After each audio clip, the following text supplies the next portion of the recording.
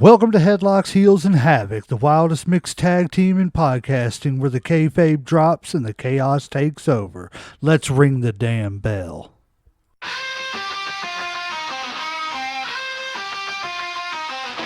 Headlock tight, heels on the prowl, dropping elbows, hearing growl, feel the foul. No script here, just real, no bluff. Kayfabe crack, now the dirt gets rough. Headlocks, heels, havoc in the zone. Step in the ring, chaos at your home. No filters, no mask, just raw bare tone. Wrestling unscripted, we on the throne. Title belts, mic checks, crowd going crazy. Drop truth bombs, leaving lines feeling hazy. Beyond the kayfabe, past the charade, where legends are born and stories get made. Headlock poppin', who's hitting the mat? Welcome to the havoc where the real talk's at. Tune in, step through, leave the fake at the door. Headlocks, heels, havoc, now hear the roar. Welcome to the show, everybody. I am the legend J Mac, one of your triple threat of mixed tag team podcast hosts. Along with me, as always, is the red, white, and bruised Uncle Slam. What's up? And, of course, the first lady of podcast wrestling, the Vipress. Hi, everyone. Ladies and gentlemen, today we are going to be bringing you a controversial episode, so we do have to put a little bit of a disclaimer on this one. We are going to be talking about some pretty sensitive subjects and materials. We're going to be talking about the death, murder, career, and life of Chris Benoit. We know it's pretty controversial, but we feel like there's a side of him that probably, or at least I do, I feel like there's a side of him that should be celebrated and a side that maybe shouldn't be celebrated but needs to be investigated more. But we'll get into that. Before we get started, I'm going to throw it over to you, Vipers, for a quick, biography on Mr. Benoit. Chris Benoit was a Canadian professional wrestler born on May 21st, 1967 in Montreal, Quebec, Canada. He trained in the legendary Heart Dungeon and built a reputation as one of the most technically skilled wrestlers of his era. Over his 22-year career, he competed in WCW, WWE, WWF, ECW, and NJPW, New Japan Pro Wrestling, earning multiple championships, including the World Heavyweight Championship and the 2024 Royal Rumble victory. Known as the Rabid Wolverine and the Canadian Crippler, Benoit was praised for his intense in-ring style and dedication to wrestling. However, his legacy is overshadowed by the tragic events of June 2007, when he took the lives of his wife and his son before dying by suicide. Research later suggests that he had chronic traumatic encephalopathy, CTE, from repeated head injuries, which may have contributed to his actions. His career remains a complex topic in wrestling history, with many acknowledging his skills while grappling with the circumstances of his death. Well, like I said, this is going to be a controversial episode. I'm so torn on Chris because, He was a great wrestler. he was great. It's hard. I as far as what happened in the ring, I would have to put him probably top 5 all time. I don't know about top 5, but he's definitely in my top 10, and he was always one of my favorites. Probably top 5 definitely when he was in WCW for sure. Mm-hmm. I wasn't as much of a fan as, when he was with WWE. I still, wanted him to shine, and I'm glad that he actually did get his chance to shine. It just sucks that his legacy is going to be overshadowed by, what happened, later on in life. Event. It is. It's going to be real sad. And like you said, because you look at some of the matches that he had as the Pegasus Kid over in, I believe it was New Japan and stuff and everything. Just some of those matches, they're classics. Well, he was a journeyman. You got to figure. He, I think Stampede Wrestling, New Japan, WWE, WCW. I'm pretty sure I'm probably missing a few other ones along the way. So he paid his dues. He came up through the ranks and stuff. He started out at the the dungeon, the Heart Gym or whatever, learning from them and stuff. That That's was all he ever done was wrestling. Yeah. Yeah. He never did anything else. And of course, he patted himself after the Dynamite Kid. Dynamite Kid. Yep. Yep. And Dynamite, That's what they got him were into both it. balls to the wall. Oh yeah. It was just go all out, injured or not. Well, look at Dynamite Kid. He was wrestling, years after he shouldn't have been wrestling, and to the point where he's in a wheelchair now. Would that have happened to Chris Benoit had things not happened? I don't know. Yeah. It's just it's obvious that wrestling takes a toll on your body. It's not quote unquote fake. You know what I'm saying? yeah. There's nothing fake about like we're watching right now. There's nothing Oh, the fake Hell in a about Cell. getting choke slammed on top of a Hell in a Cell and going through the cell and hitting that mat. And by the way, that was not supposed to happen. Right. Yeah. There- I don't know if people know that or not. That was not planned. You don't fake a fall. You and, know. and a tooth going in your nose and No, shit and being knocked out unconscious. It's just, well, even falling off, getting thrown off the top rope and landing.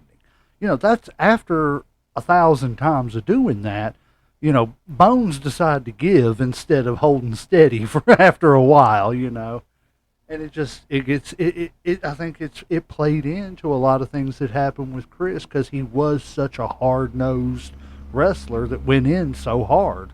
Well, I think part of it, of him being kind of like undersized, I think he had to go a little bit harder to kind of make himself being shown or whatever. Like he wasn't the, 6'3" type of dude or whatever that, got attention. So like he had to be a little more extreme. I mean, his finishing move probably kind of signified like who he was or whatever, the headbutt off the top rope or whatever. I mean, how many times did we see that? Like, how many times you see off a steel cage did he do that and shit too and stuff? Even Harley Race kind of invented the He move. did, and yeah. he told people, He wish he had. he wish said, man, had. don't do this because it's a bad move. It'll break your neck. I mean, I don't understand how you can't get some type of trauma from that type of finishing move, especially repeatedly. We're talking Right. about over 300 days a year. You're doing that finisher, and I mean, it's got to have an impact on and then you. you throw in on top of it doing it from the top of a cage or, Yeah. just falling from the top. It's Yeah. like, it's crazy. It blows my mind, Well, and- like how they put their bodies through that. You see, and that's the thing. You see them do something like that on a pay-per-view on Sunday night. Of course, back then they were pay-per-views, not premium live events. Yeah. But you'd see that happen on Sunday night, and then Monday night he's walking down the aisle. Yeah. How? What Yeah. I'm saying? It's like, something's got to give. And see, with a lot of contact, say, sports or like other entertainments, what I'm saying, like football, you got pads, you got some type of protection. There is no protection when it comes to wrestling. I mean, you can't put a helmet on. I mean, you might have a knee brace or a taped up a little bit, but besides that, that's it. Yep. Well, and not only that, but you look at those other athletes, and I'm not diminishing them or anything. I'm just saying it just shows you the toll that athletics takes on your body as far as, the damage it does to you, because Right. a good running back in the NFL lasts, 5-6 years? For the peak, and then after that, they're usually on about the downside, and they're, journeymen from that point. So that kind of contact sport only lasts 20 years. These guys are doing this for 30 years. Yeah. Oh, yeah. You know what I'm saying? So, I mean, And multiple I'm not times a week, downplaying. not just once a week, one portion of the year. You're doing this 52 weeks out of the year, sometimes more than once a night. Or Ain't not no once off a night, season. once a week. No. Ain't no off season. Well, There is no there off used to be, season. and I'm glad that they're doing that now. They're taking the Yeah, it's a lot measures better now. to letting people have time off, to heal injuries and stuff and everything. Okay, you look at Cody Rhodes. He lost that title. As soon as he lost the title, he was gone for about a month or so, and he just came back and everything. But when Chris Benoit and them were coming up, you didn't wrestle. You lost your spot, and that was just it. Yeah. You Like know? old school, like the old days, like they said, like if you couldn't work, then you didn't eat and shit. And if you didn't go out there, like you went out there whether you were hurt and sick. And unfortunately, painkillers and drugs were pretty prevalent back then and stuff, I And mean, then you throw the steroids in because you got to keep your body, I think at first they used, well, I ain't gonna say it. I think because I don't. I think it was a double-edged sword. I think they used the steroids to heal, and they seen the effects of, hey, I can build some muscle too on this, so I'm gonna keep doing it. I think it got addictive because like once we dig deeper into the Chris Benoit thing, they actually talk about Chris was still shooting steroids. Oh yeah, even though he was recovering and he wasn't even working out. Like he was recovering from injury and was still because he didn't want to lose his mass. yeah. You know what I'm saying? And I mean, like, And he didn't that's what have to, happens. so, and he still, I mean, that says a lot about, Yep. the type of, whether it's psychological or a physical addiction. It's just, and that's what I wonder. I wonder if it was more an addiction of, I've got to keep my body in shape, or an addiction to the drug itself. You know what I'm saying? I think it's more about perfection. I don't know if you've heard about like the way that he was. I know in an interview with Chris Jericho, he had made a mistake in a match with early on in his career. Not it was untelevised, what have you, but he had made a mistake. It made it seem like that Chris Benoit had made it look like wrestling wasn't real, and he was so mad at himself. He was doing like squats or some kind of Like putting himself through putting pain. himself through Like a stuff, punishment. Yeah. like a punishment because he did something wrong within his craft. Yep. And Chris Jericho's like, I don't understand. It's not televised. Nobody really seen it. Took the bump. Everything's fine. Yep. He's like, just brush it off. I Ain't no feel big like deal. it was more of a perfection thing, and I'm wondering if that stems from like an early childhood thing. But I couldn't hardly find anything about his childhood. Right. Like, did he have siblings or anything? I mean, I couldn't even I- find anything about I haven't siblings. seen Couldn't find nothing anything. about his Yeah. parents. I haven't either. I found very little. I mean, I have found a little bit about his dad or whatever. And What did you find out about his dad or anything? just like whenever he had passed away, that one wrestler who became like a neurosurgeon was asking to do an autopsy on Yes. on a Chris's brain, and he had to get permission from his dad to do it, and he convinced him to. And the results he was talking about, which we'll talk about later, is that he had the brain of an 85-year-old with Alzheimer's. That's basically. crazy. That is crazy. Um, How he was even walking around. That I mean that's another thing they were saying or whatever. But it's just like a person with that much talent, because I remember Paul Heyman saying himself that like he considered Chris Benoit probably one of the top talent. Like he was even going to make him a world champion Yeah. too at one point. Did you see his recent comments though about him? Of course. I saw the interview when he was talking, and then somebody was talking about my boy, and he was like, as far as the in-ring talent, one of the best there was. As far as the like human being, basically a piece of shit. He's like only there were 3 people that were there that day, and only one person had a choice. 2 people didn't have a choice. Yep.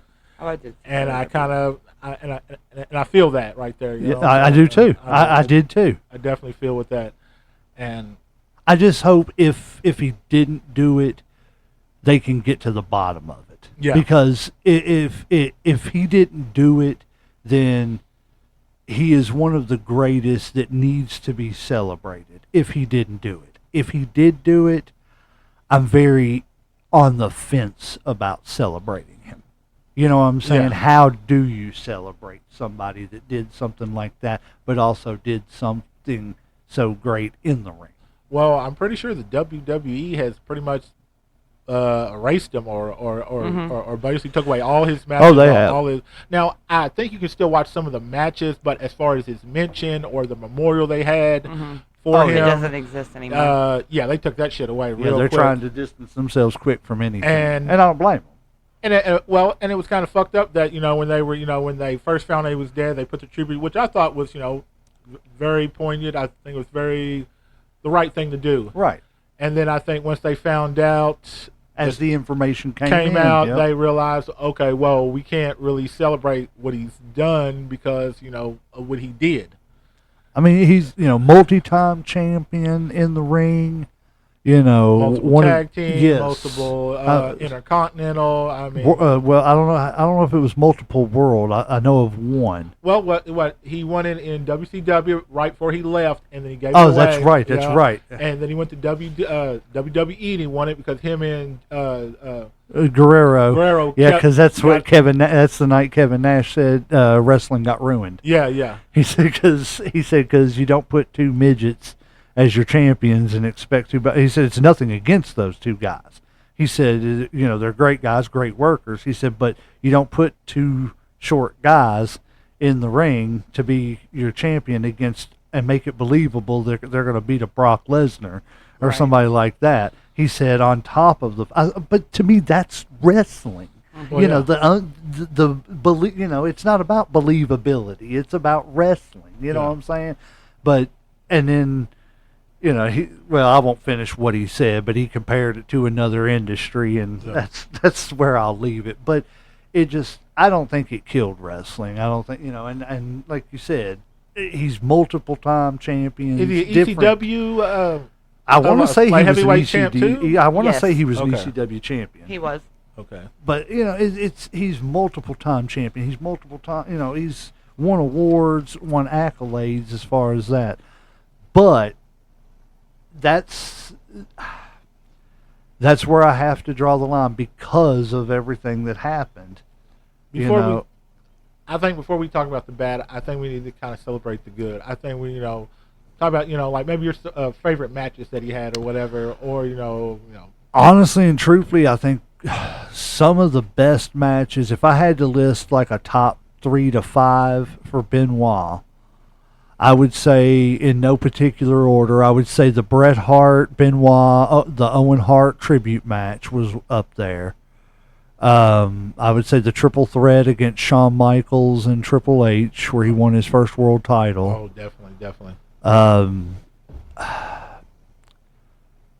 Some of him and it's hard to go against anything he did in New Japan. Because, it was just, that to me, New Japan was more his style, because it's that strong style. It's that stiff working, hitting you hard and stuff like that. So I could plug just about any match in there. Plus, I think in like New Japan, he worked out because his size wasn't against him. Because no slight against Japan. They're not as big as they're shorter people in stature. Yeah, so like he was more believable as a heavyweight champ. He was more believable as that type of guy. When you had a guy like Giant Baba, I think I'm saying his name right, from Japan and stuff, that was an anomaly. And he was like, I think 6'9". You know what I'm saying? So and that's huge. But for us, that's an average NBA player. You know what I'm saying? But if I had more matches. See, honestly, I feel like most of his best matches, not all of them, but a lot of them were in WCW, because that's where I remember most of the cruiserweight division, man. They were carrying WCW. Him shining, you know what I'm saying? Yes. Especially like him in the Four Horsemen, when he was part of that. Like him when, the whole Chavo thing or whatever. Him and Sullivan. Yeah, him and Kevin Sullivan, It's kind of ironic. Yeah, because honestly, that's what really changed his whole career and stuff, was the whole Kevin was something that wasn't real that became real. Yes. Like it blended reality with fiction, and then fiction became reality. Yep. And I don't know, like I said, I've never seen something, well, I guess besides the Triple H in the Stephanie thing. Yeah. It was like, okay, well, we're going to put these together, and you put people together for so much time and on the road and by themselves, because he made it a point. Kevin Sullivan told them that they had to go out and act like a couple, like keep the whole kayfabe real, like go out to eat, hold hands, share hotel rooms. If you're telling your wife to get intimate with somebody else, like you're kind of asking for it, right? Like it kind of went from being a show to being reality. Yes. And then. Well, especially if you're going to be abusive to your wife, that too, and then you're going to throw another man beside her that's going to comfort her, that's already there comforting her, and then now needs him in that time of need, in that bad situation. What are you? You're just doing it. You're just pushing it away. Yeah, it was that was bound to happen. Yeah. But as far as good and stuff and everything, what do you remember as far as is good? And I'll go to you. I'll go to you, Uncle Slam. Like I said, honestly, like most of my memories of him have been from WCW. I mean, that's when like I said before, I think most of his best matches were. I mean, I'm not gonna lie, I did like when he transitioned over, and came to like WWE. I liked the Radicals. I liked that group. Yeah, Eddie and who was it? Eddie Saturn, Malenko, and him. Yeah. That was a tough little group. Kind of like the SmackDown 6 and stuff Yeah. too. Also, like I said, I like the underdogs getting together and saying, "Hey, look, we're going to prove that we're not the B team, that we can be the A team and show everybody." And I think that he had that same mentality. He was like, "I might be a small guy, but I can be a star too. Like I can carry some." And he proved it twice that he really could. Now I know the one like heavyweight champ was basically to try to keep him to stay in like WCW because they were not doing very good. And honestly, I mean, they were getting pissed. Like all the old superstars were running shit. They wasn't getting any big matches. They wasn't getting any time to shine.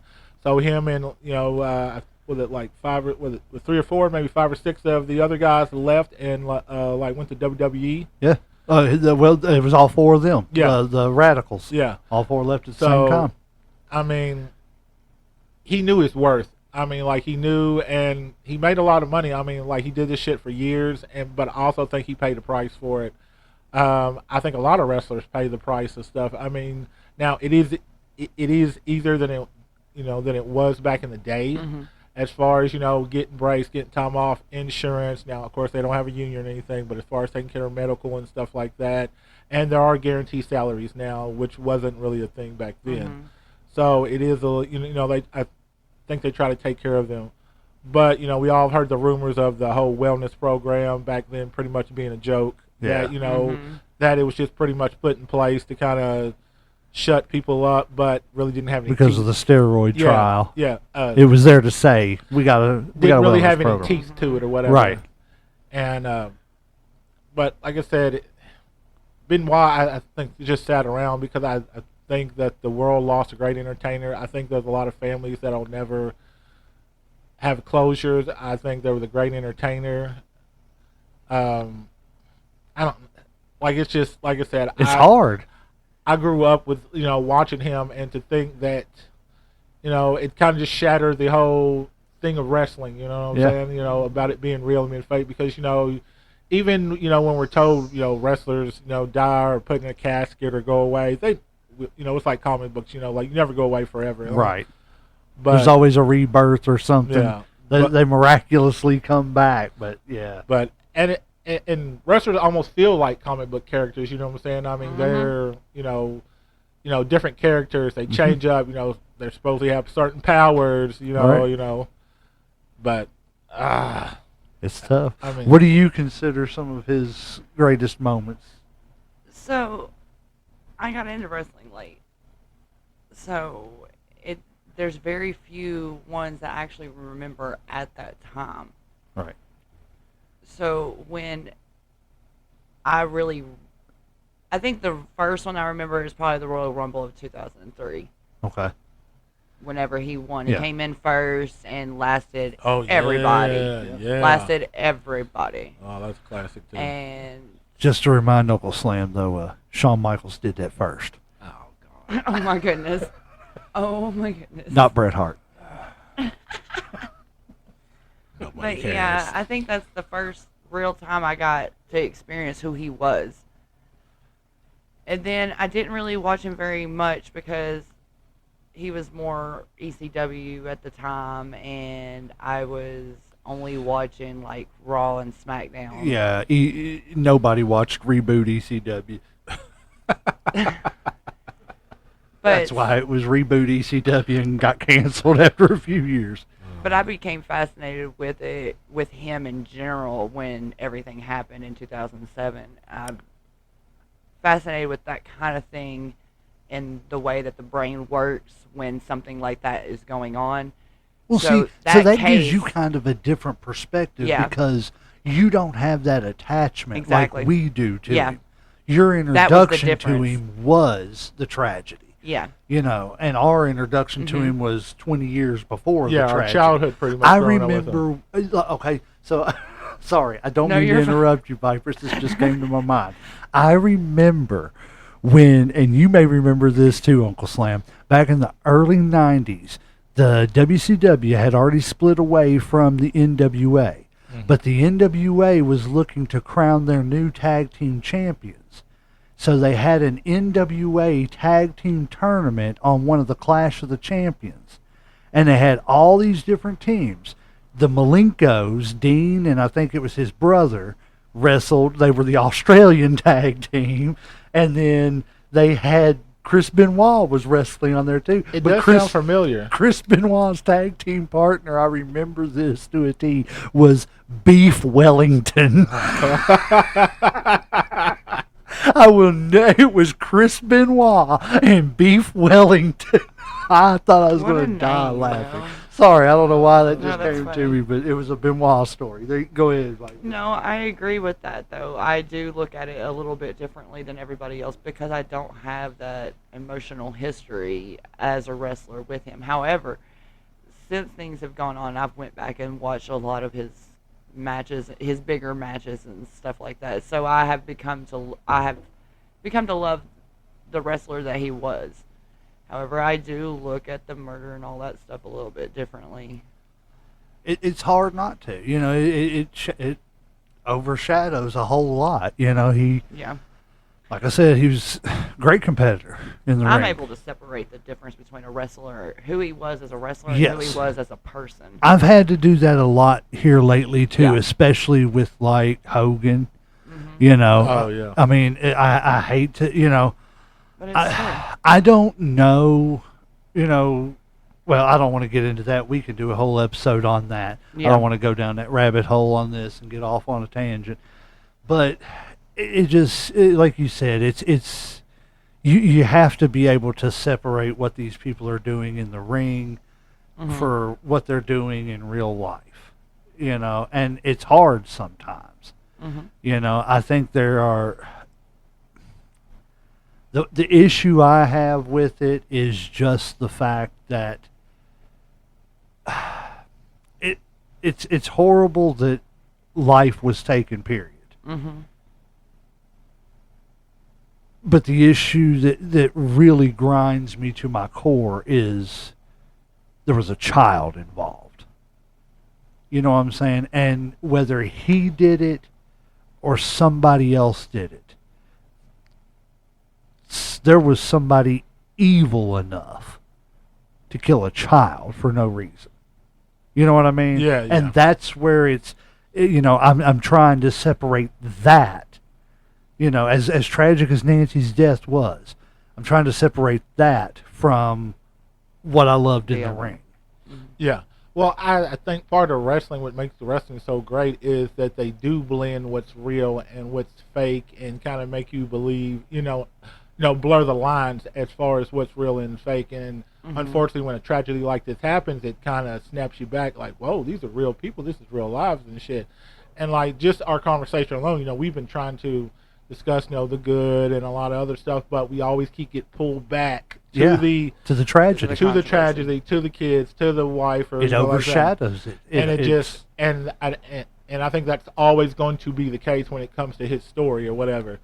Because it's like the ultimate sin. Yeah. Oh yeah. Like I said, I mean, you got two innocent. You got a mother and you got a child, and the supposed murderer, is the father. And what's the Right. father's job is to protect. It's to protect, And he basically, went against what he, That's as a where I get father, hung you know what up. I'm saying, what you're supposed to do. Now, just, I can't fathom that. I think we might as well go ahead and, we've been trying to stay away from Stay away from it. We'll keep jumping right Yeah, into it. Well, I don't have all the details on the case.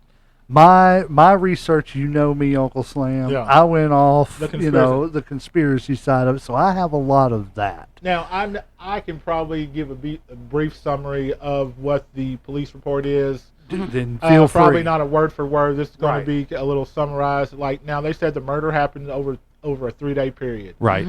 They said the first one to die was Nancy, I believe. was Nancy. She was bound with duct tape and I think maybe some other cord or whatever. Then he got behind her and choked and strangled her with a telephone cord. Then the next day, I know he went and was supposedly gave his son a bunch of Xanaxes to put him to sleep.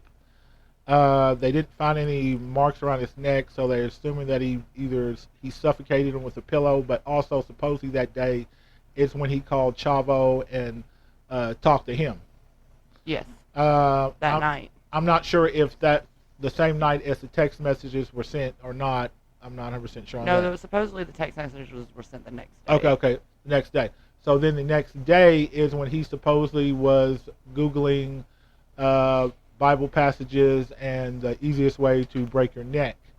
And then he went in his gym and took off a bar on a weight machine, wrapped it around his neck, and then basically with a towel. He had a towel. Had a towel, and then set the weight as high, and then basically let it go, and it didn't break his neck, it strangled him, from what I think the report said. Yeah. Then, of course, reports are that he didn't show up for, several matches that he was supposed to. And so I think Chavo did like was talking to one of the promoters and showed him some of the texts. And the guy said, well, why didn't you tell me sooner? Sent a wellness checkout to cops, neighbor. When they investigated, they sent the neighbor in. She came out screaming. Then they came in. She said she saw Daniel, and that's when... Was that the neighbor Holly? I think it was Holly or whatever her name is. I'm not 100% sure or whatever. But like I said, she seemed like she's a pretty good friend because she knew the dogs. And yeah, the police said she was really friendly. She knew the place really well. Now, that is what they're saying. Now, also... I thought they said that he had also, put his knee or something in Nancy's back and broke her back. I don't think he was using it to break her back. I think he was trying to get it for leverage. But I think he accidentally broke her back. Oh, now that's definitely possible. I mean, you got to figure it. I think that's what her sister had said. If he, as strong as he was, and especially if he was, say, on steroids and then had the whole CTE thing or whatever, like I said, because when they autopsied his brain, he said he had the brain of an 85-year-old Alzheimer's patient or whatever. So, which obviously show he had a whole lot of mental decline. I'm trying to think, was there anything else as far as the basics, like what they were giving out or whatever? Now, of course, now that's the official investigation that it was a murder-suicide. Of course, there's a lot of speculation that, there's some conspiracy behind it, a lot of things that maybe wasn't done right or just doesn't add up. I'm sure my friend the legend here is dying to say something. Get into it. Look at him like he's got this big shitty grin, like he's like, yes, this is my wheelhouse. Let's go. Now, as far as the murder, does anybody have anything else to say before we dive into the conspiracy? Besides, obviously the tragedy. I know the WWF first gave a tribute, and then once details came out, they took everything back and are pretty much trying to wipe him from existence when it comes to WWE. Now, I think you can actually still see his matches, but they do not talk about him. They do not promote him. There is no memorial or anything about him. I mean, what was the Bible passage that he was looking up online? It was like Ezekiel, something about like resurrecting a child. I know. I didn't know. Had any of y'all looked that up? Because I couldn't remember the exact Bible passage. I honestly thought the legend would have it. He's the more biblical scholar here. Well, I was trying to look up this information I had here to show you all about this Holly woman whenever we get to that, but I'll have to show you all on my computer later. Let's see. But the passage that was on the... What Bible passage did Chris Benoit look up from the book of Ezekiel?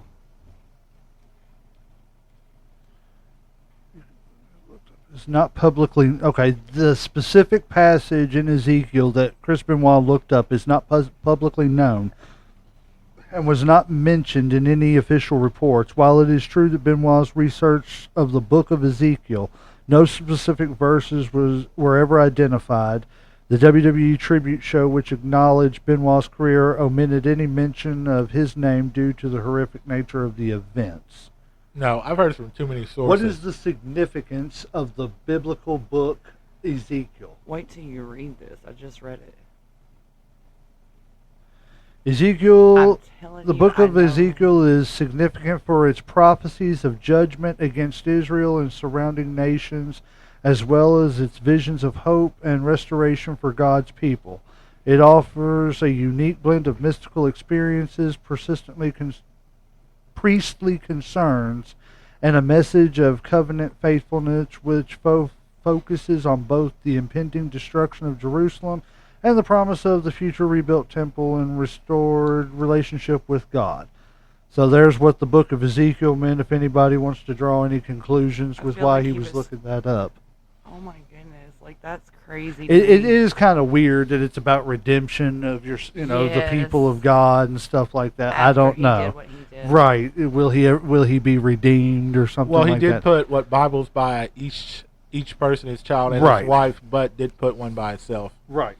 So obviously he didn't think there was any redemption for himself, or That's maybe he just. crazy. So when you mentioned Chavo in the phone call, did you mention the fact that Chavo had said that he was on the phone with Chris and heard Chris said somebody knocked at the door. He went to go get answer the door. Chavo heard a scuffle and then the phone went dead. Mm-hmm. Well, Chavo has since recanted that statement. That didn't happen. That's what I heard, that he's recanted. But is it And- recorded? I mean, like, is there? I mean, proof that he's actually said this? yeah, Like, it was it's on the record? Dark Side of the Ring Okay. episode, and what I've looked up said that since then he's changed his stories a few times on him and Eddie.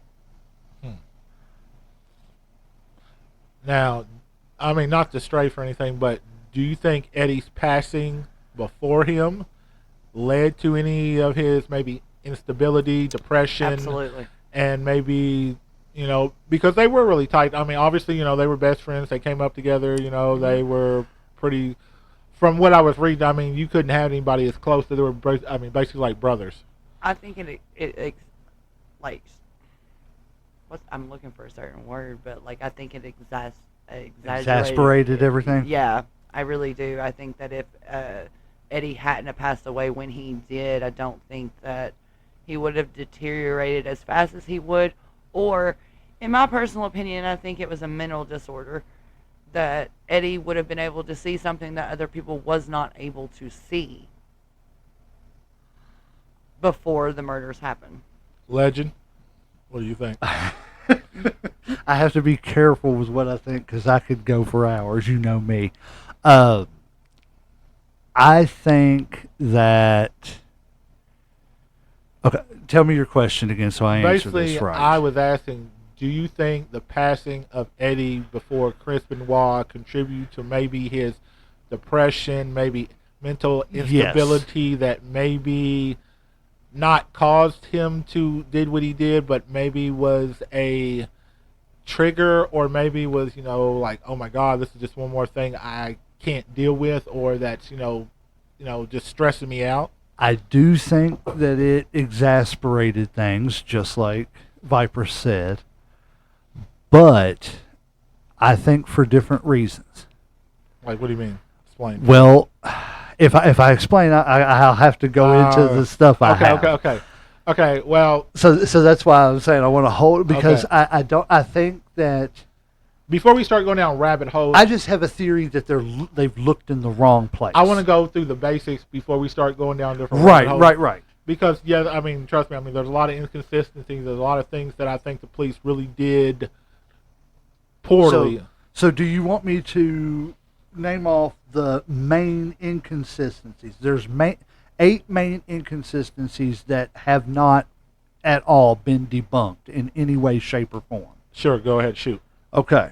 So the number one that really is throwing everybody off is the Wikipedia entry predating the discovery of the bodies. I just learned about that, and actually there was noticed 2 of about them. that. Two Yes. of them, actually. Okay. But, like, one guy said he was from Connecticut, too. Hold on. That ain't even the thing. So What happened was Benoit's wiki page was updated to say Nancy had died 14 hours before police found the bodies. So what's unresolved about it is, although the person who made the edit channel, it was based on rumors and coincident. Hold on. Made. Can't read his own handwriting. Sorry. I know that. I'm sorry. I'm terrible. That cursiv's not so great now, is it? Okay. So basically, the guy is saying, it's coincidental, but people are finding the timing of everything that they linked it to him. It's suspicious because the person has never been identified, only by his IP address. And that came from Stamford, Connecticut, the home of WWE, WWEF headquarters. So that's why that's unresolved, is because that came from the IP address where the update came from. Was that the first one or the second one? That was the one that... because there was two. Right. There was two, right? Well, but the second one, I haven't heard about the second one. It didn't mention anything about the second one, but this is the one that's unresolved. Yeah. And they don't know why it came from Stamford, Connecticut. Because I was just listening to it on my phone right before I walked in the door. They were talking about it. I didn't know about that. Yeah. Yes. So the number 2 thing is the exact timeline of the deaths. Mm-hmm. So the official report suggests Nancy died first on Friday night, Daniel on Saturday, and Benoit on Sunday. Yes. What's unresolved is some forensic experts and observers argue that decomposition patterns suggest a shorter or different timeline. Why it's unresolved is there's conflicting interpretation of post-mortem changes, and the long delay in discovery add to the uncertainty. How is that long? 3 days. I mean, they found people in fucking weeks and months and can determine. 3 days doesn't really seem like a long time for a dead body, especially when it's indoors. It's not like it's gnawed on by wild animals in the woods and shit. Like, you're inside, and the dogs were outside, so it wasn't like they were eating you and shit. Right. So I mean, so you touched on this, Uncle Slam. You said you was talking about the sedation of Daniel Benoit. So what happened is he was found with Xanax in his system. What's unresolved is it's unclear how or when Xanax was administered and why. Some suggest premeditation, others believe it was to make painless. Why it's unresolved is there's no conclusive evidence how the drugs were given or Daniel's state of mind before his death. So they don't know if he's a little kid. Like, what do you mean his state of mind? Well, they don't know. They don't know if he knew that Nancy had found her. He had found her and was panicking, and he gave them to him, and then panicked himself once he was asleep and said, "Here, take this," or something, and just I don't think there was any bruising on the neck, but I want to say there was some type of bruising on the body or something as far as the autopsy. I mean, like, does anybody have any on the autopsy as far as the kid or anything? Do you know? I could not find. I have the autopsy for Chris Benoit, but I could not find the autopsies for Nancy nor Daniel.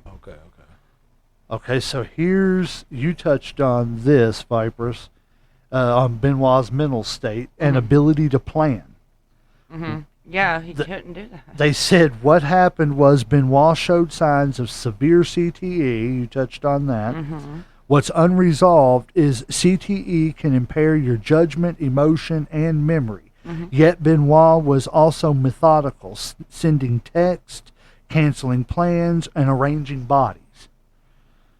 Why it's unresolved, the contradiction between extreme brain damage and the deliberate planning remains unexplained. If he went into a roid rage.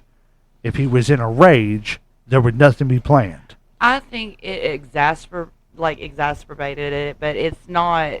I don't think that the steroids had solely to do. I don't think it was a roid rage. No, I don't. They don't even have. They don't even. I think they said that he didn't even have it in his system, or did he? No. There was no traces of it. No. His in his system at the time. Oh, wait a minute. He was out of the roof, wasn't he? Yeah, his testosterone was like 10 times the normal level. Yeah, he was out the roof. So, like, with it. like he was definitely still juicing because That was they the part I couldn't find either. Was the now toxicology and they report. found like bunches of steroids. Like I mean, they had found like the, Yeah. the regular amounts, but they had found like fucking backpacks full of steroids Mm-hmm. too. Like when they were cleaning out his house, like full of steroids. And the doctor who had prescribed him was indicted not long For- after. Yes. after that, for that. For drugs and stuff. So Yep. obviously he was pretty fucking shady and shit. So he had no problem, giving steroids or selling steroids and whatever. So another thing that is unresolved is Benoit's text messages. Mm-hmm. He sent texts early Sunday morning to a few WWE colleagues, all worded strangely and unnaturally. The messages gave his address and noted the dogs were in the enclosed pool area. Some say a cry for help, others say it was staging. Why it's unresolved, the intent behind the text is speculative. No one received calls or had live convos with him during that time. So But- it was all text messages. Okay, so if the police went out there Sunday, that was the day that it was Yeah. called. It was a Sunday because it was a pay-per-view event. at So the that was time. the fourth day they went out right there. that was the third day. That was supposedly Well, he the died day that on he Sunday. died. Okay. Did they, It was the did day they, that- was it the day he died that they went out there? They're saying Was the it? timeline. She died. thought it was the on day after. Friday. Yeah, see, I thought the day after. I thought it was the Monday because he didn't show for the pay-per-view and then he Oh, didn't yeah, that's show right. for he Raw. Didn't show for the pay-per-view. And then when he Well, no, it had to be Sunday because the No, Raw, the very next night on Raw, they did the memorial. Oh, they So did. they did, You're right, yeah, you're right. you're You're right. right. Yep. yeah. That's crazy. So that's what I'm saying. Like, how, as the police and forensic investigators, do you not know what time he died, or what time the timeline is? Because one, you're in an air-conditioned house. Two, Right. If he died the same day that you all are going out there, you should know within how many minutes that he died. But you would have thought that he would have maybe called at least one person. Well, see, there was a lot of mistakes on the police part. Like, I don't know if people remember Way too many mistakes. because like if you go back to the thing that instead of because they went to do a wellness check, and instead of going in themselves, they sent the neighbor in first to get the Which dog. Oh, should out, Holly. never Yeah. I got some stuff about Holly, too. which is fucked up because like you don't know who the fuck's in there. So why are you sending some some random person. yeah some rando in there to who could either tamper with evidence or might have Anything. fucked up shit by accident. Could have got hurt herself. I mean, we don't know and shit. I know there was some evidence that was, there were some inconsistencies about where they said Nancy's body was, or the place of it. There was inconsistencies about, I think, his body and placement or whatever. And then they were talking about, the whole towel. Like, why did he have the towel down there with him when he was trying to strangle himself? Why would you bring a towel if you were trying to kill yourself? Because it keeps from bruising the neck. But why would you care? Like, if you're dying? Right. Right. Right, I get that, but some people, a lot of people who have strangled themselves do that. I don't know why. But like, I definitely think the police made a lot of mistakes because I honestly think absolutely. that they were going out there thinking that it was just some, we're just going to check and see where these people ain't been answering their phone, and it turned out, oh damn, we walked into a murder, and we done fucked up, and there's shit that ain't been done properly, like it should have been, like the crime scene should have been secure.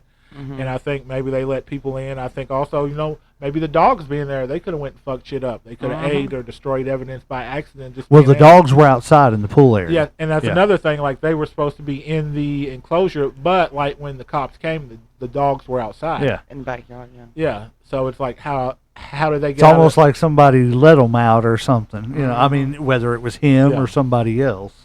All right, but go back to your list here. So Nancy's restraints. Yeah. So what happened was, like you touched on, Nancy was found bound by her hands and feet. What's unresolved is there's no clear explanation for why he bound her before killing her. It's not consistent with most domestic murder suicides. Just because it's not consistent doesn't mean anything, but I mean, it is something interesting, especially if you're, I don't know, I'm not a forensic cop, but if you go into most domestic murder suicides and it's 98% of them the woman's not bound, and then 2% of them it is suspicious. You know what I'm saying? Right. It doesn't necessarily mean anything, but I don't think that really matters as much, honestly. Like, I think that, you know, instead, I mean, you can't really get into the head of a murderer or a killer or like somebody that's very true. Wouldn't want to try to. A rage state or like, you know, having a mental episode or so like that to me is almost like a non-factor. Like, you know, the whole bounding or him, you know, doing shit in a certain order. I'm like, I don't see that as. Here's my thought. You ever think that and I don't know your all's experience with mental disorders, but you all think that he might have thought they were different people? Possibly. Definitely. Because people that are, you know, that have CTE, they show signs of Alzheimer's issues about not being in touch with reality. He could have definitely thought he was fighting somebody else or being attacked, and that's the reason why the Bible verse, you know, he was trying to figure out funny, what to do to repent. Or I've never thought about this. Sorry, I don't mean to cut you off, but it's funny you all say that because there are reports that Nancy was prone to drinking and getting violent. So and you know, there was no alcohol in her system. But there was bottles all over the house. There was bottles all over the house. That doesn't mean, you know, some of them were newer cans. You know, they do know that, but that doesn't mean that all of them were. Right. So did she get drunk? You know, because they have receipts of her buying alcohol just before she died. Mm-hmm. Well, there was no alcohol in his system. Right. Toxicology already said. Right. And from what I've heard, he wasn't much of a drinker. Mm-mm. But I just, now that you all say that with the CTE, I wonder if she didn't go into one of her fits and it just he blanked out, you 'cause know, it and happens. just cripple or cross-faced her. I hate to say it that way, but you know. Oh, that's so wrong. Legend, that is so wrong. I'm going to act like I didn't hear that. We're sorry, people. That is, no. But in all honesty, I've seen people look at you one minute and see you who you are, and Yeah. the next minute not recognize you. And I'm in no way justifying what he did, guys. No, I was just making a joke. not. I just want to put a awareness on mental disability or mental problems because some people don't talk about that stuff. Well, especially whenever you do that kind of damage to yourself and, you know, there's no protocol to protect people from that. I mean, look at the chair shots and everything back then. Well, Mick Foley got, I mean, you know what I'm saying? Yeah. But this is my, and I guess it's just different biology and everything, but it makes me wonder what Mick Foley's brain looks like. Oh, now that'll be interesting. You know, once he does pass away and they do dissect it. I would like to see them do I would like to see him, you know, just do a brain scan. Oh yeah. You know what I'm saying? Just while he's alive. He probably has, honestly. I mean, Right. And I'm not, and that's his private, you know, records and stuff like that. But I would like to hear him at least chat about it, you know, and so that they could see the difference between a live brain, you know, because God, you know, God bless his heart, the man threw his body through hell, you know, to entertain us. So, you know, thank you, Mick, you know. But you know, I would like to see, you know, and I know he does a lot of speaking out about CTE and stuff and everything like that.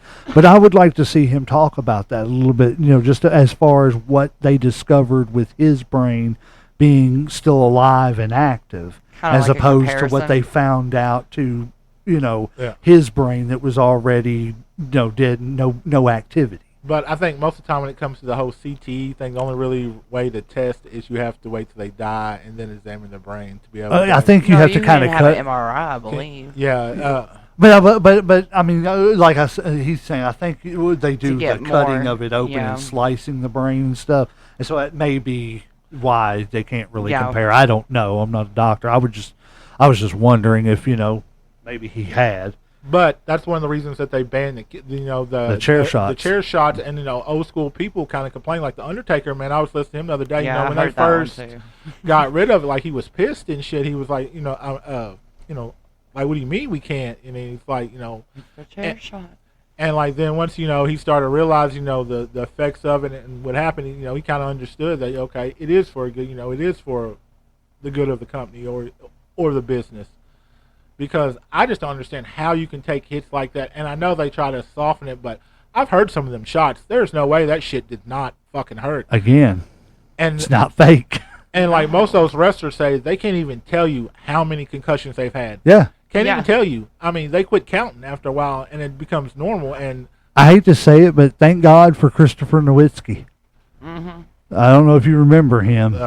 He was touted to be a big guy in the early 2000s. the name sounds so familiar. I'm trying He to- was a Harvard guy in wrestling, the character. Yeah. Christopher Nowitzki. Okay. He had too many concussions, and Yeah. he ended up retiring. But he He's the started one that's studying Okay, yeah, CTE yeah. and studying stuff. CTE. Yeah, Yeah, like I know like I exactly said, what thank you're God for him. You Yeah. know what I'm saying? Because he started getting serious about it and was like, why is this happening to me?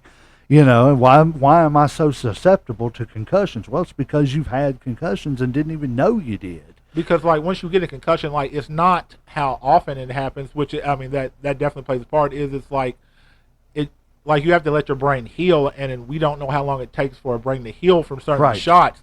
And then once you go back and have repeated shots, you don't give it time, and then parts of your brain starts dying. Yep. Look at Bret Hart. Yeah. You know, he had, because of his concussion from Goldberg, you know, and I ain't trying to throw a shot at Goldberg, but I don't know whose fault that was. But, you know, at the end of the day, a great wrestler was injured bad. I mean, there's lots in of his people, career, you know, well, almost his life, because he had a stroke yeah. because of it. You know what I'm saying? but there's lots of people that have complained about Goldberg being stiff and Yeah. not being the best. As far as I'm pretty sure the Undertaker was one of them. Oh too. yeah. Mhm. Well, he dropped Undertaker on his head. Yeah, exactly. So Because he got a concussion, not Yeah. the Undertaker, but because Goldberg got a concussion, being too headstrong and ran his head into the post or something like that during the match, I remember. and then tried to pick him up. You know, I remember the match he was talking about where Bret Hart and Goldberg, where he super kicked his ass and fucking really kicked him. yeah. And, you know, he didn't pull any of that shit. And then all the other shit he did, I'm like, oh my God. It's like he was really trying to hurt him and shit. But unfortunately, when it comes to wrestling, that's just one of the parts of it. I mean, you're just not going It's physical. yeah, like you're not going to be able to take that out. Now, you can limit some of it, but, you know, and I think part of the PG era has kind of helped that as far as not being as a stream. I mean, it's still like entertaining, but they've taken, like I said, a lot of the blood and the chair shots and shit out of stuff to Yeah. kind of make it a little more appealing. But I'm sorry, I didn't mean to take you off. Oh, your you're topic over good. here. I've only got two more. It's Okay. the missing surveillance and calls or witnesses. What's surveillance? Okay, go ahead. It sorry. says, what happened? There is no security footage, phone recordings, or verified eyewitness accounts exist from that entire weekend. How is that possible? There's no what now? There's no phone calls, there's no phone recordings, or verified eyewitness accounts, or security footage from that entire weekend. Now, I know the phones are missing and whatever. Right. Are we saying that he had a like security system and the footage from that's missing? Yes, there's Or- no. Well, hold on. It says what's unresolved is a full reconstruction of the timeline is impossible because Okay. there's so much missing information. Why it's unresolved is the lack of corroborating electronic evidence creates gaps that make the case hard to verify independently.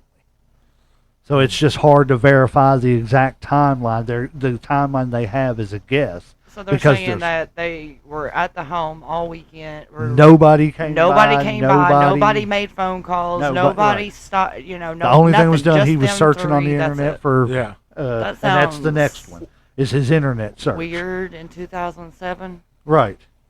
Well, especially if you're famous like that. Plus, that Yeah. next door neighbor Holly was constantly over there. See, I've got Well, I've got some more to talk about with her too. Who was it? There was a wrestler that lived in the same town.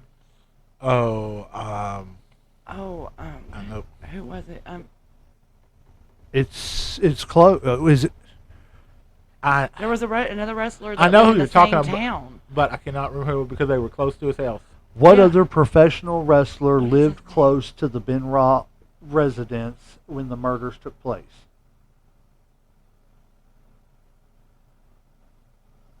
What is his name, yo? It's like literally on the top of my tongue. He was on NXT for a little bit, or for a while. I'm not sure what he's doing right now. I remember somebody I can see saying his that, face, too. but his name is literally not coming to my mind. William Regal. Oh my goodness. Was it William Regal? Yes, he lived in the same town as them, like not very far. He even went to have stated that they had arguments, Nancy and Benoit. William Regal and Bob Holly. I didn't hear about Bob Holly, but I did know hear about William Bob Regal. Holly too. Also, Yeah. Now I know that William Regal's tribute was different from everybody because everybody else talked about how he was a father and his family life and this and that. When Regal talked about him, he just talked about him as a professional and As a wrestler. But now that you say that he lived in the same town, He did. obviously he had more information He does. than everybody else had at the time and shit. Yeah, And- especially being a William Regal, you can find out things from the cops. Mm-hmm. You know, ask a few questions and everything. You can say, hey, what really was going on and stuff. So you may have inside information too. Mm-hmm. Or Bob Holly. I'm not saying they do, but, you know, being a celebrity in town carries a little weight. Now, the phones being missing. Now, like, were these phone calls? Well, no. I mean, obviously there were cell phones that had to be there because it's text messages sent. Right. So, and none of the phones were ever found, Nope. right? None of the recordings were ever found. Nope, no surveillance. That does. Did they have cameras? Yes. Or any kind of surveillance? Yes. I would say so. I mean, they. Especially they being had money. rich and on the road. Yeah, I assume so. I just Yeah. wanted to double Yeah. check. So it's like that does sound like a little sus. I'm not gonna say it. I'm not gonna lie. So, Are you not able to like go through the phone company and figure out, or no? I guess you couldn't go through the phone company and figure out text messages. Yeah, Without I mean the they do phone. all the time, don't they? yeah. They can, they keep Why a can't log they of do your, that? I don't know. See, that's another thing. Why? Yeah. I don't know for sure about the laws on that. Right. Because there could be a law that we Yeah. don't know about. Because that's- it is Georgia. And Well, yeah, we're here. And how long ago was this? Because technology could have changed. You know, where now In it's 20 more, years, yeah. You know, like it's a lot more common for you to be able to retrieve stuff like that when before you might not be. Right. Able to. Right. How Back long has it then- been since the murders? 2007, was it? It was June 2000 or June 2007. Okay. So just about almost 20 years in 2 years, so 18 years. 18 So years, yeah, so- I mean That's definitely- crazy. Yeah, I know, right? That's And- what I said. And we're still talking about it. It's realized almost I been a was quarter 19 of a years old. century since that happened. That's Yeah. crazy. All right, so the last one is Mhm. Benoit's internet search, which you touched on, Vipers. He searched the quickest and least painful way to break a neck hours before his suicide. Some find this too premeditated and orderly for someone supposedly in an emotionally frayed, mentally compromised state. No, what if he felt guilty to the point where he couldn't handle it and he Right. wanted to off himself? But they say why it's unresolved is it adds to the contradiction of an emotionally impulsive act being carried out with methodical steps. But like you said, if he had already committed the murders, my question is, when was this search?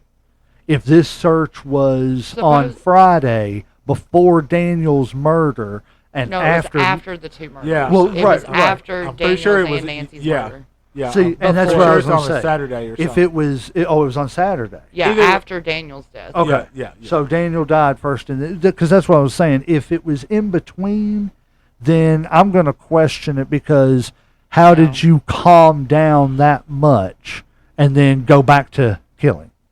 You see what I'm saying? Yeah, Or to me, it sounds like if this happened, then he calmed down by Sunday and realized what was going on. That's and was what like, I'm saying. Do they have a timeline? Like, because it does seem a little weird that, okay, let's say he kills Nancy. What but- was going on with him and Daniel after Nancy died? Exactly. That's exactly I've what I was heard ready to bring the up. stories It's like, that I've What were heard. they doing that whole day? Because the kid's going to be saying, Where's Mom Mommy? at? Yeah, where's Mommy at? he Where's Mommy? supposedly Fine. Benoit said that Mommy wasn't feeling good and she was in bed sick. Well, I mean, I guess Yeah, I but could take to leave that, her especially alone. if Daddy said that. I would take True, that as an answer. but unless you keep a kid occupied, kids are going to go find Mom. I mean, like, how many times That's has a true, mom, too. like, have you I been in the hate I to bed can't even go trying to the sleep? bathroom without my kids. Exactly. And they're teenagers. Depending on what time if and I'm saying He's if, 5. but depending on what time he did He's that on attached. Friday, Especially with Chris being gone all the time because he is a wrestler, he is going to be really attached right? to Mom. But, Yeah. right. Exactly. But and that's what I'm saying. Is that what led to Chris giving him Smothering him Xanax or whatever, however he did it. You know what I'm saying? I think that was just more almost for him because I think that was the easiest way for him to do it without. Because I think if he actually saw him fight back or struggle like Nancy, that like he wasn't gonna be able to do it and shit. Like, and that was to him. I think he thought that was the peaceful way to do it. You know, he's already asleep. He's not gonna fight. He's not gonna struggle. He's just gonna go, so easily or whatever and shit. And that's what I'm saying. What if Daniel walked into the bedroom when Chris turned his back for a second? Kids. You know what I'm saying? They get out of your sight real quick. What if he opened up that door, seen his mom, started wigging out? Because remember the knife that was found under the bed? What if he went and grabbed that knife and went and locked his room and stuff and everything, put the knife under his bed? Chris somehow coerced him into opening up the door, talking to him and saying, "Here, drink this. It'll calm you down and we can talk." You know what I'm saying? About what happened. Did they say how the drugs were administered? No, like nobody knows how. No, nobody knows how. I'm There was no assuming- needle marks on the child, though. I do know that. So most likely with most kids, you're gonna have to crumble that shit up and put it in a drink. A drink, a food, or something like that. So I think he was trying to maybe he was trying to calm him down, got him calmed down. He passed out from the Xanaxes, and that's when he was like, Well, or maybe he just knew that I'm caught, and he panicked and knew he was crushing up an overdose of Xanax. But the Xanax didn't kill him. He was smothered. No. Are you sure? Because I'm pretty sure they said that the Xanax wasn't what killed him.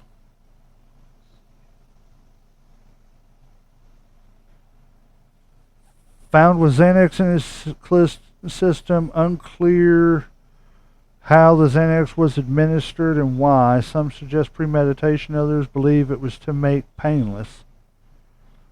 See, I don't know if he did. See, but it didn't say it killed him. It just said that it put him to sleep. It didn't say. I'm pretty sure he was smothered by Pops. How was Daniel Benoit murdered?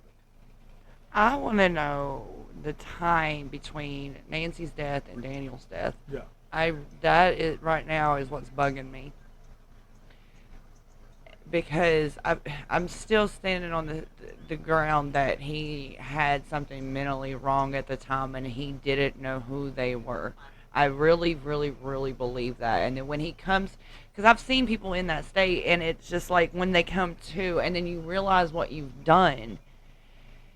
And then he goes to the computer because he's trying to figure out what to do biblically, because he is sort of a religious person, I guess. I'm not sure. I don't think he was. So you think he had that like a crazy. psychotic break? Or I what, think he had a basically? psychotic break. I really do. Maybe, like I said, Nancy attacked him. That's what I'm saying. Like there supposedly was an altercation Friday night before she died. And if she went into this crazed state and it put him into a state that he wasn't aware of his actual surroundings, and he didn't know who she was, he didn't know who Daniel was, and all he was doing was trying to protect himself, or maybe he thought he was trying to protect the family that he couldn't see. Well, y'all know. I don't know. There's so many. It is. It's so crazy. Well, like you can't go in the mind of somebody like that. Also, but do y'all know about the life insurance? I heard a little. I've heard but I about don't know it. very much Explain about it. That like he made a life insurance and a whole bank account and put it in his ex-wife's name as the beneficiary. Yes, I did know about that. So that meant. But nobody got anything because he. So that meant like once something happened, his other family would have been taken care of, because he had 2 other kids from before. Yeah. So. I don't know. It's just so many things around it. There's so many speculations, so many what ifs, and then the person that we could get all the answers from is just not here. Yeah. And that's what sucks. I think there's It's always just a going to sad be. situation. Yeah. I think there's always going to be questions. I think there's always going to be answers. There probably will always be speculation. I think because he was such a great wrestler, and his ceiling was so high that, like he's going to be remembered for being a great wrestler that unfortunately murdered his family. Yeah. Like that's always going to be the hashtag that's going to be thrown. Chris That's so Benoit. sad. murderer, unfortunately. You know what I'm saying? I mean, and I don't think you can really honestly talk about him without talking about it because it's not all of who he was, but yes, it is a big part of it. I mean, and it's how his life kind of went out. So when it's all said and done, you know, I always got great respect for Chris Benoit and loved his in-ring person, but unfortunately, I think that a combination of maybe steroids, drugs, I think CTE, almost like a perfect cocktail caught up with him and shit, and I think that he did the unthinkable. And this is just my opinion. This is nobody else. This is just from the information that I've gathered. My opinions don't, you know, go with the legend or the Viperist. I mean, I'm pretty sure they are capable of drawing their own opinions about the situation, and they're probably going to tell you theirs anyway. Legend? I'm going to be honest. I have a whole lot of questions about the Holly woman. The next door neighbor, there are several questions. And just the fact that she was able to access the house so easily. She was there all the time. Right after the murder, she immediately left the area and moved. And it's really funny because, oh yeah, she moved as soon as it was over with. Okay. And That's interesting. I have a whole lot more on her, and that could be a whole episode in and of itself. But there are other suspicious activities of her as well. Plus, I just found this out.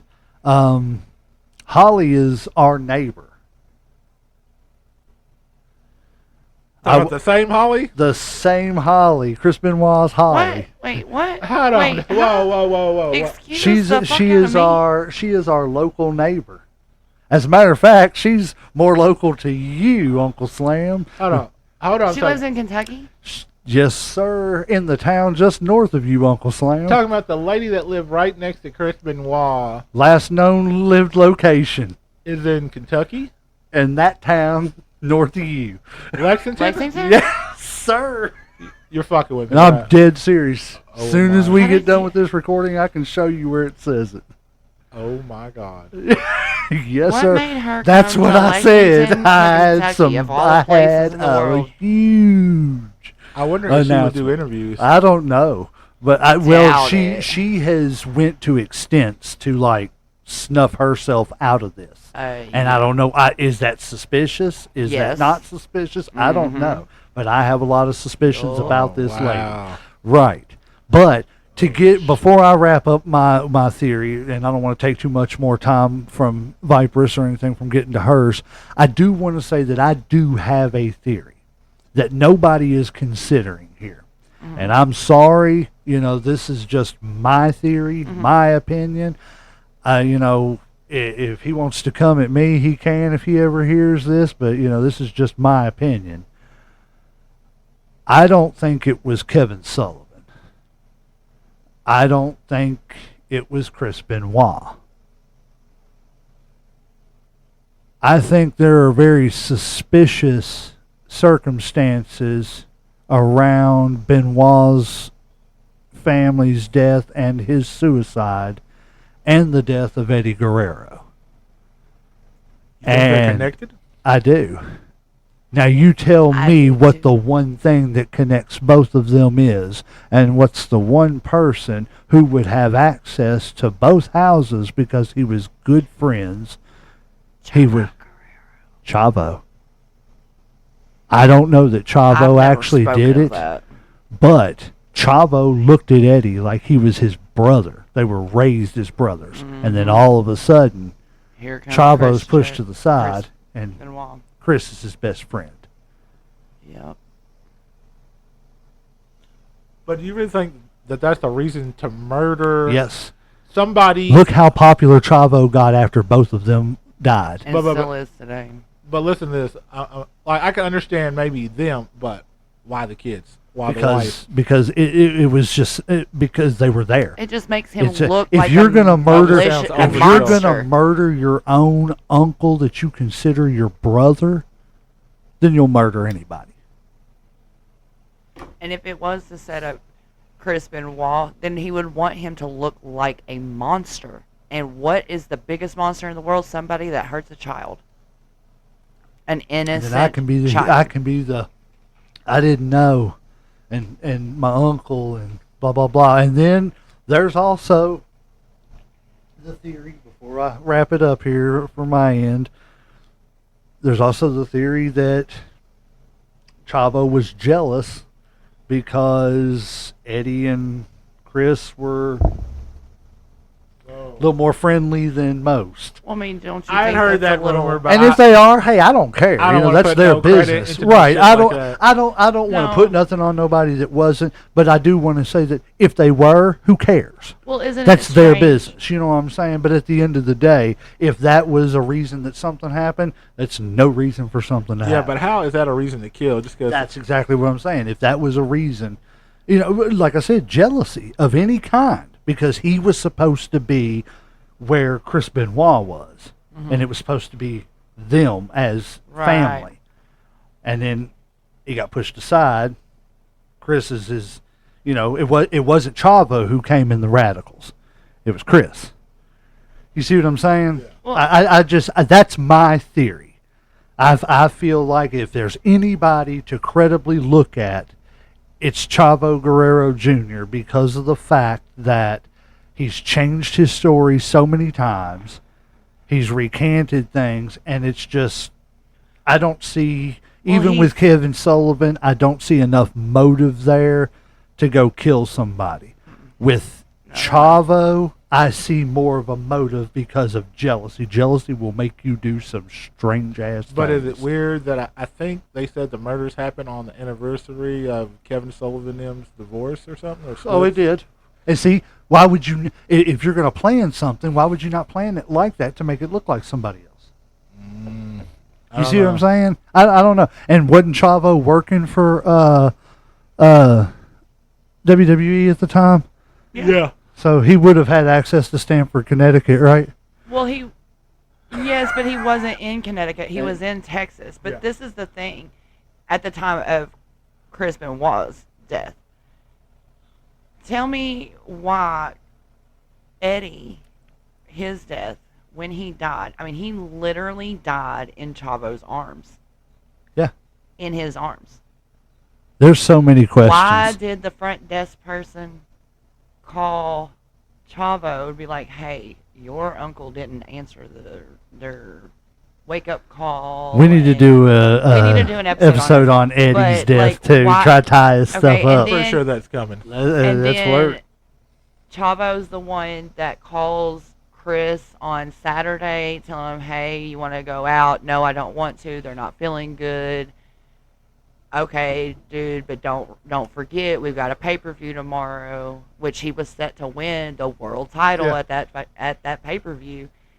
And then, like, literally after those deaths, and then Chavo's the one that's like, hey, something's wrong. Like, there's just too many There's a lot of- similarities. yes. There's too many, like, There's Chavo's a here, lot Chavo's of- here, Chavo's yes. sprinkled all over here. And we may be wrong. We may be Maybe. wrong. He may just be an intimate These are part our of it. theories, guys. This is not, we're not I had attacking never talked anybody. about the Chavo part before to anybody, but I did think that in my head. Chavo's coming looking for you, legend. That's all right, man. I'll Sorry. frog splash him. Probably be the last thing I ever do, but but no. To sum my end up, I guess the way I look at Benoit is the same way that I try to look at. I don't know. I try to watch a movie to escape reality. I try to watch a TV show to escape reality. So I watch wrestling to escape reality. The sad thing of it is the wrestling bled over into reality. And I appreciate what he done in the ring. but until they can find out conclusively if he did it or didn't, I guess we got to go with what the narrative is, and but don't stop asking questions, because there's enough questions to ask, and there's enough things that we need to know too. The diary could clear his name. There's all kinds of things. Diary. So I mean, I want the diary. they need to. I think they need to reopen it. I think they need to do a better job investigating it. Maybe hire some independent investigators, something to that effect. But until then, I just have to go with, if I'm not going to search out a Chris Benoit match, but if I run across one that I'm, watching a pay-per-view or something, and I'm not going to turn it either. But I can't celebrate him nor erase him, is, I guess, the best way to put it. Vipers? I still stand on the whole mental disorder thing, because with all the interviews and the videos I've watched of people talking about who he was pre-tragedy, he was one of the greatest people you could have ever been around. And how do you go from that to killing your family? There has to be another reason, and with all the research done now, I really do feel like he had something mentally wrong with him that got exaggerated after Eddie's death. No matter what happened to Eddie, I understand he had a heart failure and he died. No matter what's going on with that. But that was his best friend. And I don't know if that was the first person he had ever lost that was that close to him. But that's a hard thing to go through. Very hard. Really, really hard thing to go through. Very So hard. I still stand, I think that it was a mental disorder, but I'm still able to separate who he was as a wrestler to who he was in real life. Just a tragedy, the whole thing. That's exactly what it was. A complete tragedy. It should have never happened. Mm-hmm. Regardless if it was him or anybody else. Like I said, there's, as tragic as Nancy's death was, there's no excuse for the murder of any child, ever. And I can't. That's what I can't get past. I have children of my own, and I'll Couldn't fight to the fathom. death with anybody. And I know, I've known you 30 years, Uncle Slam, and I've known your children for their entire lives. I know you do the same thing. It's just not. It's not something that I can fathom. And I don't want to ever be able to fathom something like that. Mm-hmm. But guys, I believe that's it. If anybody has anything else. Tapped out. Same here. Well, guys, I believe the ref has just hit the mat for the 3 count. We'll see you next time. You didn't say ring the damn bell. Ring the damn bell. I love